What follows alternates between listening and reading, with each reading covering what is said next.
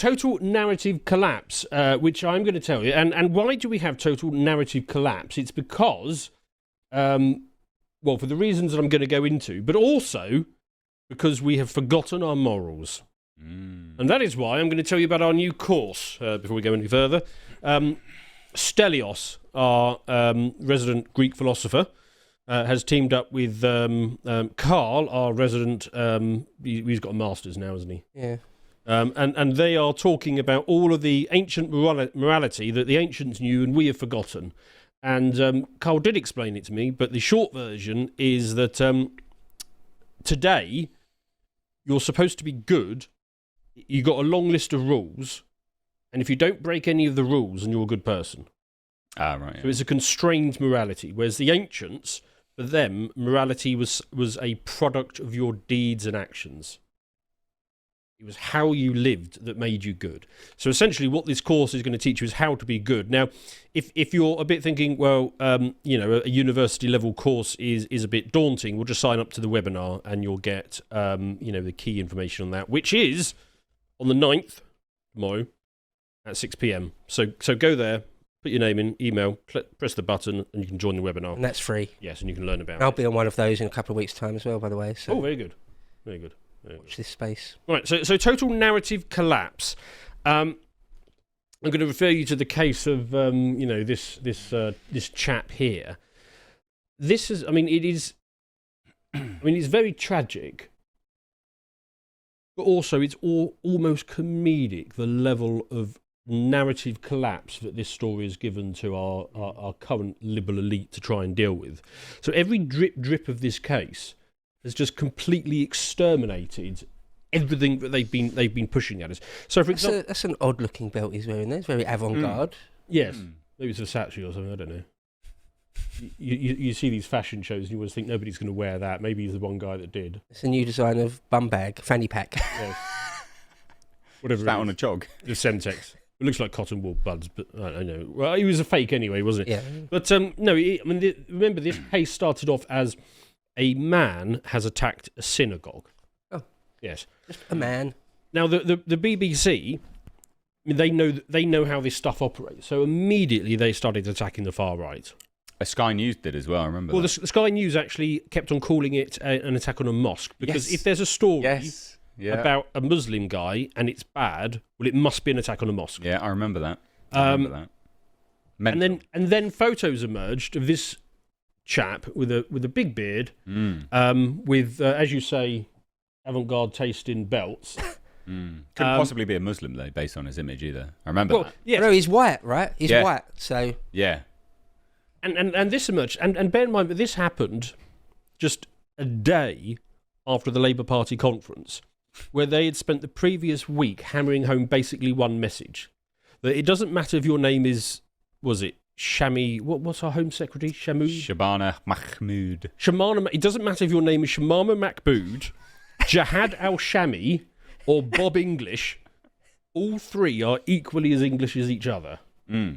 So right after that narrative, we get this guy emerge, right? And then it emerges that his name is literally Jihad.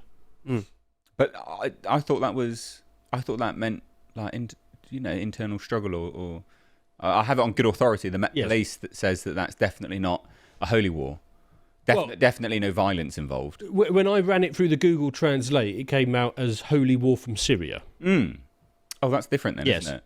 And then it emerged that Holy War from Syria had been granted British citizenship. So somebody at the Home Office was looking through the list of applicants and saw Holy War from Syria applying to live in Manchester right next to a massive Jewish area and was like, get me my green stamp. Yeah, done. Yeah, yes. What could possibly go wrong here? Right.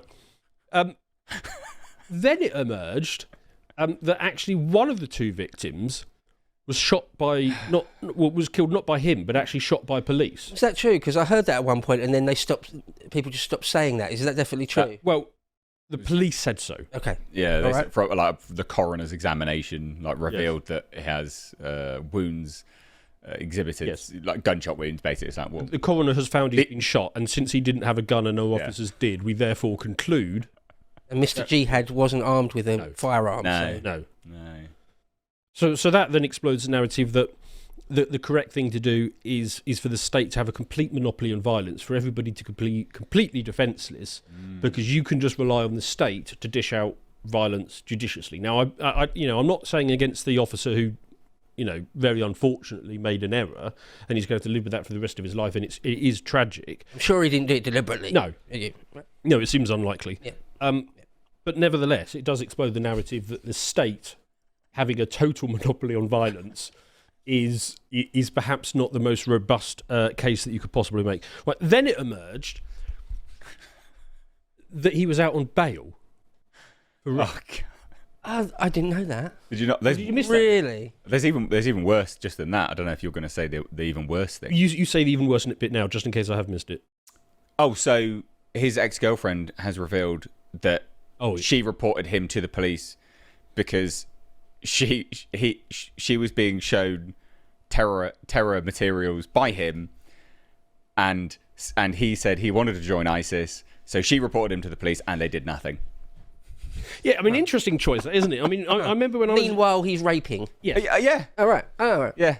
I remember when I was a younger man, I might sit down with a lady friend and say, let's put this video on, it will get us in the mood, that kind of thing. Whereas he sits down with his girlfriend, it's like, here, I've got some beheading videos out of Syria. Let's watch these. And she was like, hang on a minute, I'm not up for that. Darling, this is a step too far. Do you want to watch some Peshmerga armoured personnel carriers being blown up by ISIS in 2014? Can't we just watch? You don't. Can't we just watch a Hot Beavers VHS or something, or can't we just do what my normal boyfriends do? But no, we've got to watch beheading videos. So yes, this guy was known to police. Well, he should have been known to counter-terrorism police. That's the thing, right? So when I say worse than being graped, yes, that's obviously not worse than being raped, obviously. But I guess what I meant is that's a fundamental failure across the board, isn't it? That's one of the worst failings, because when she reported him to the police, at that point they should have kept an eye on him, and which probably would have actually prevented the future grape which he was out on bail for, and then which of them you'd think would have then prevented this, but it wasn't. So it's just systematic failings. Should you even really get bail for a serious sex crime like that? I don't know, but anyway, well, you don't, that's another don't thing. Get bail. I don't know the details of the case. He's got a beard, so you don't get bail if you're British. If you're Bob English and you tweet something, you won't get bail for that. The problem, one of the problems is though that someone reports a gentleman like Mr. Jihad to the authorities, and they're like, yeah, we know there's like 70,000 of them. Yeah, there's no possible way we can watch him 24/7. So thanks for letting us know. But 1% of the UK Muslim population is on the terrorism watch list. 1%, right, and that is 300 times the rate of the next closest group. But even that is an undercount. Oh yeah, well yeah. As in, well, yes. This is Exhibit A on the undercount, isn't it? Even if a lady goes to the police and say, look, my boyfriend is making me watch beheading videos out of Syria, I think he's a bit suspect. They're like, yeah, doesn't. It's got to escalate a bit more. It doesn't meet the benchmark. No, he's probably just into that sort of thing. He doesn't meet the benchmark. Whereas if a British person were to tweet something, a bit, showing reluctance to get on board with the liberal narrative. So it's become apparent that there's something wrong with modern morality. There is something wrong with what we think in which the good life consists. And that's why I asked Stelios to write me a course on how to be moral. But we are also going to do a webinar where we answer questions. There'll be a Zoom call that you can get a link to. It'll be free. You can just come, we'll put it up on the website.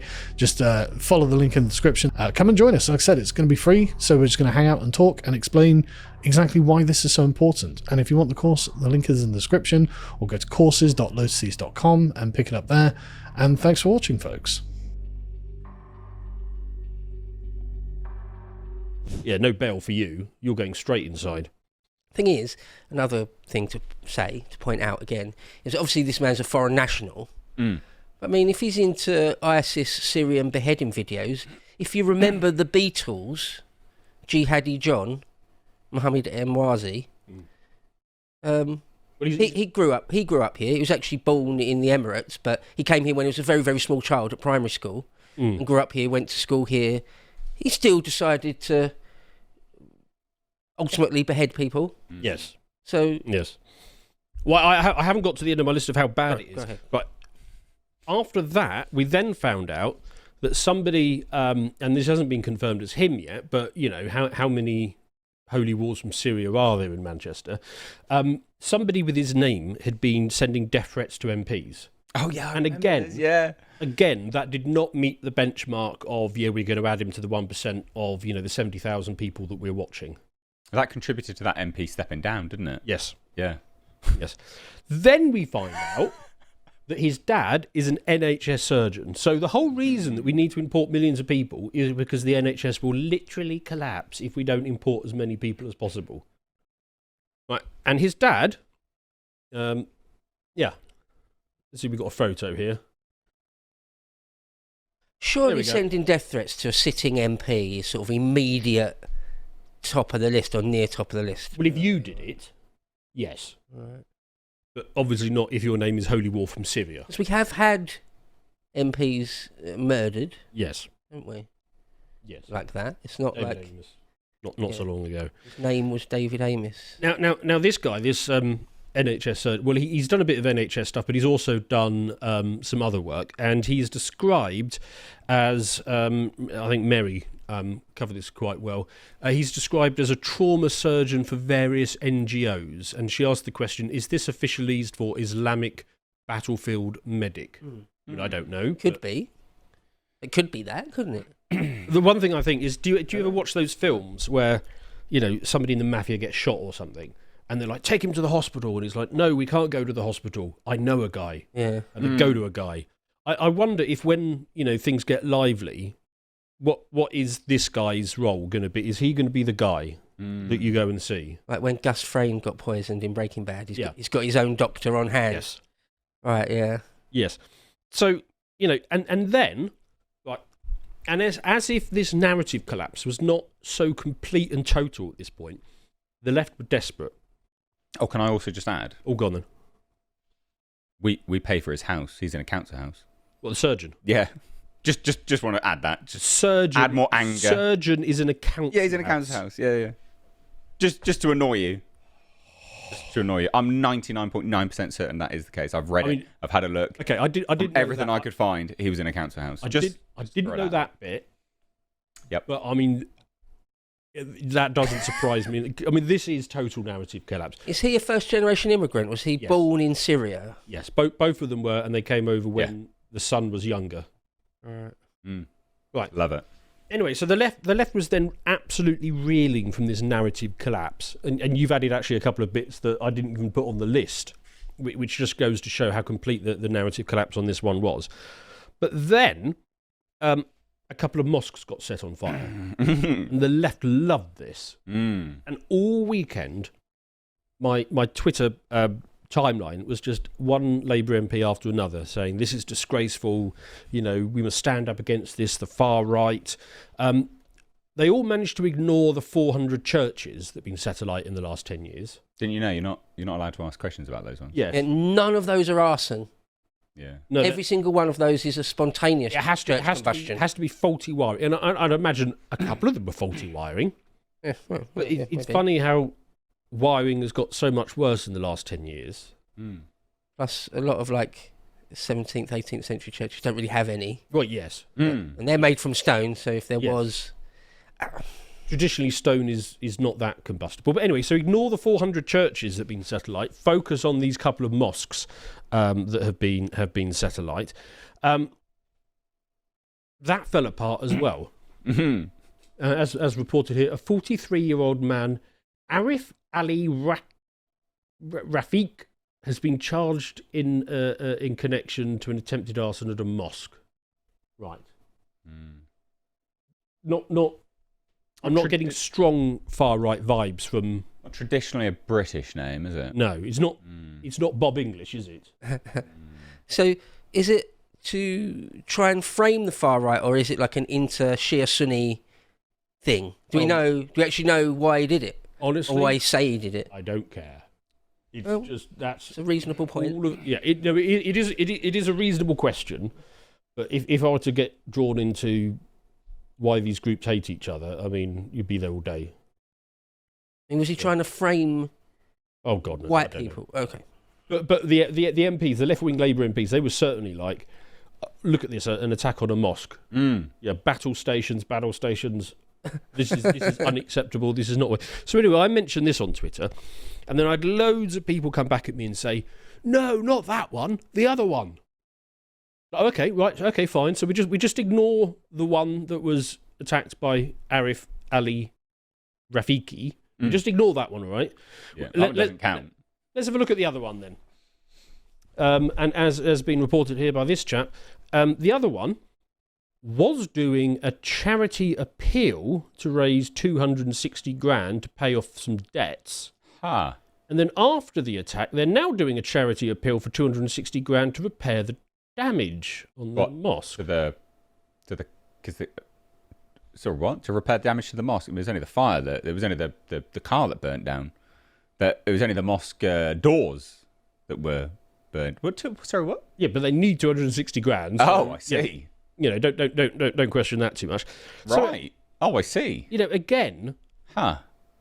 I mean, it's been a really bad week for the liberal narrative. Right now, if that isn't bad enough, I want to talk about.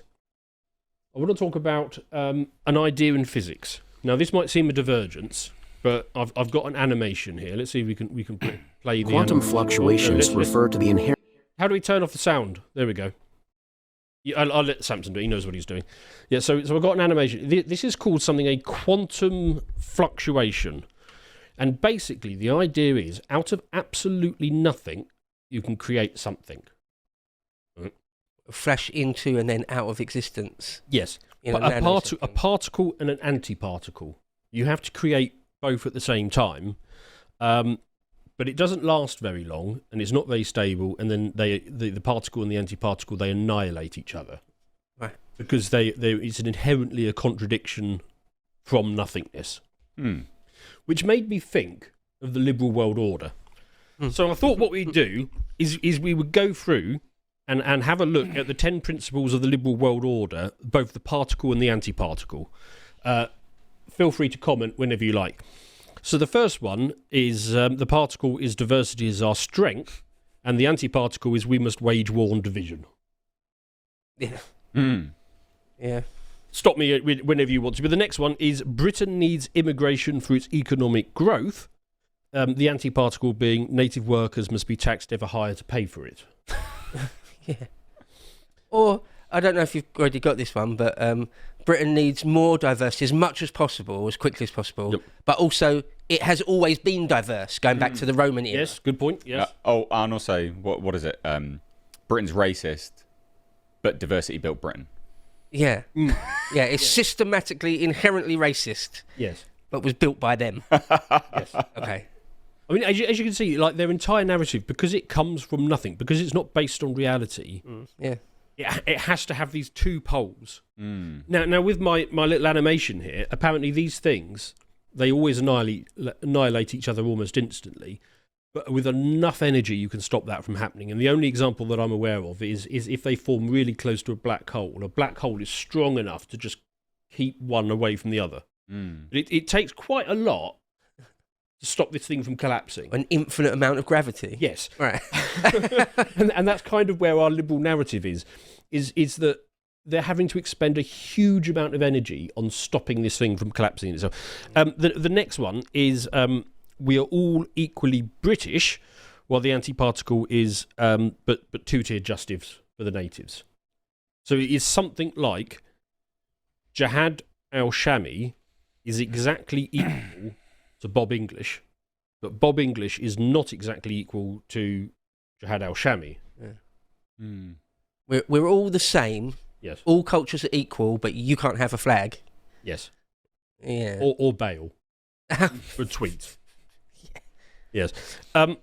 Number 4, multiculturalism benefits everybody. At the same time, national identity must be dismantled. Yeah. No more Christmases. Can't have that. Yeah. Might offend people. Quite simply said, promote all different nationalities and cultures apart from our one. Yes. Even though it benefits everybody, apparently, to have these multiple cultures. 5 is a good one. The rules-based liberal order guarantees peace. The anti-particle being that peace requires perpetual war against anybody who's outside the liberal rules-based order. So yeah, war with Russia must never end. That's a classic 1984 doublethink thing, or classic Yes. communist Soviet era thing, is that unless you join the Comintern, unless you join communism, you're at odds with peace. Mm. And how can we have peace until everybody's been defeated? Yeah. Yes. 6. Oh, this is a good one. This will take us back to COVID. The experts are neutral and have all of the answers. Also, if you question the experts and they can't answer you, you must be censored and attacked and deplatformed. Yeah. And only listen to certain experts as well. Yes. I'm The hoping. approved ones. Yes. I'm so hoping RFK has got Dr. Fauci in his sights somewhere down the line. Yes. Hope That'd be so. nice, wouldn't it? Trump's DOJ actually go after I was hoping to see more the good like- doctor. Yeah, well, one Yeah. at a time. Start with Comey, see where we go. Fair enough. Yeah, anyway, As long as I see a lot of the old Biden era people in jail, I'll be happy with that. be nice. I like this one. The NHS is a foundation of Britain, and we will all die without it. Also, the NHS is chronically underfunded and broken because we're not spending 99% of our GDP on it. Mm. I've always struggled with that, even as a little kid. Yeah.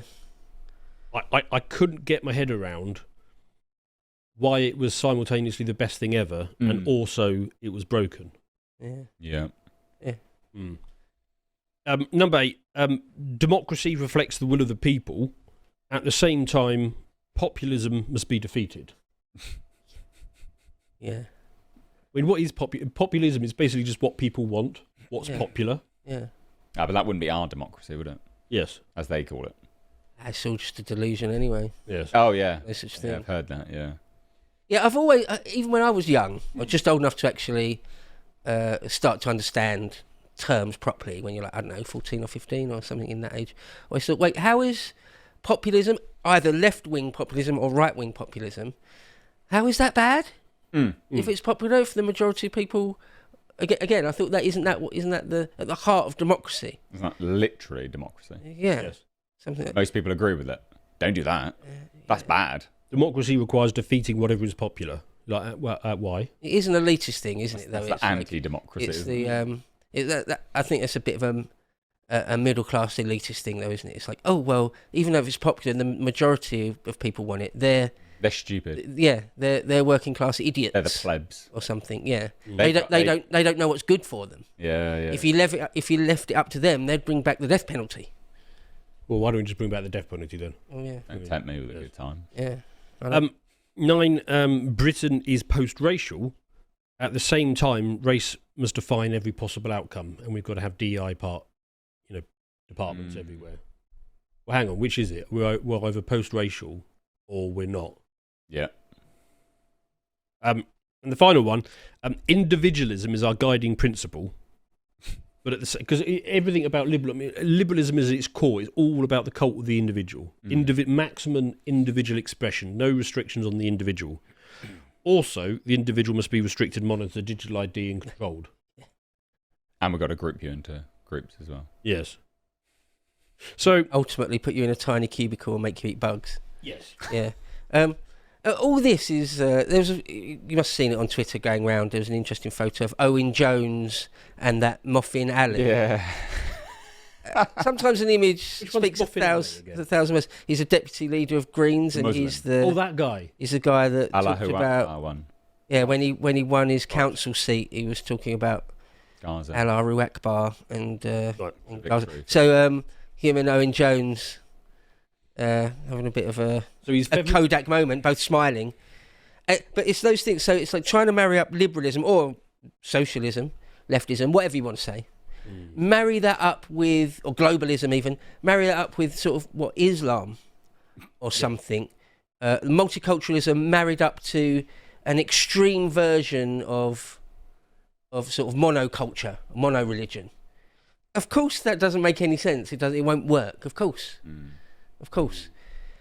And on the leftist side, and the the Muslim, the Islamic side of that equation, don't really make any bones about it. They are who they are.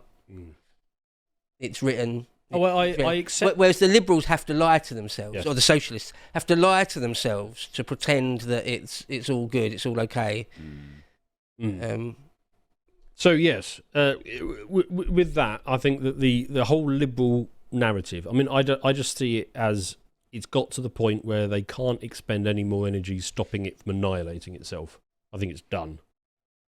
We're just running on. So we got to the point of the political cycle where they're not even going to bother with narratives now. They're just going to use force. All they got left. So it's become apparent that there's something wrong with modern morality. There is something wrong with what we think in which the good life consists. And that's why I asked Stelios to write me a course on how to be moral. Because thankfully, we happen to have a long history, written history of morality that we can actually call upon here, and we can actually reconstruct it ourselves. And so I asked him to write me a course on ancient Greek virtue ethics because he happens to be an Athenian philosopher with a PhD in philosophy. So who better to do it? Well, thank you very much for this. The course and the preparation for it and recording it was an incredible experience, and I'm very grateful for this. Really think, and I really mean this, like I think that actually it is our job in this time and this place to start putting all of this back together, and that's why I asked Stelios to do this course, and that's the purpose of this course. But we are also going to do a webinar where we answer questions. It'll be a Zoom call that you can get a link to. It'll be free. You just come, we'll put it up on the website. Just follow the link in the description. And I really think this is a part of the reconstruction of the West more broadly. And I think that without someone undergoing a project like this, then the job will never be done. I just think we fall into the modern immoral rules-based order, and that's the future unless we do something about it. Come and join us. Like I said, it's going to be free, so we're just going to hang out and talk and explain exactly why this is so important. And if you want the course, the link is in the description, or go to courses.lotuses.com and pick it up there. And thanks for watching, folks.